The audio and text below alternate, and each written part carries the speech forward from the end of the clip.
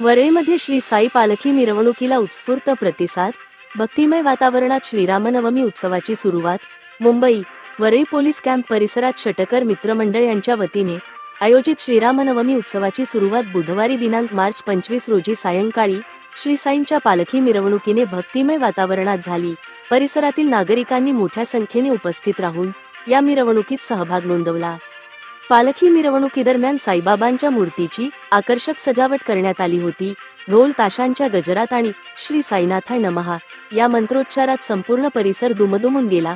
महिलांनी पारंपरिक वेशभूषेत सहभाग घेतला होता, तर काही युवकांनी ऐतिहासिक वेशभूषा परिधान करून मिरवणुकीचे आकर्षण वाढवले. त्यामध्ये खंडेरायाची वेशभूषा केलेले भक्त विजय आनंद राऊत या मिरवणुकीचे आकर्षण ठरले. मिरवणुकीत शिस्तबद्ध रांगा, भजन कीर्तन आणि भक्तांचा उत्साह पाहायला मिळाला. दरम्यान गुरुवार दिनांक मार्च 26 रोजी सायंकाळी 6 वाजता श्रीरामनवमी उत्सव साजरा करण्यात येणार असून सायंकाळी 7:30 वाजता श्री सत्यनारायणाची महापूजा होणार आहे.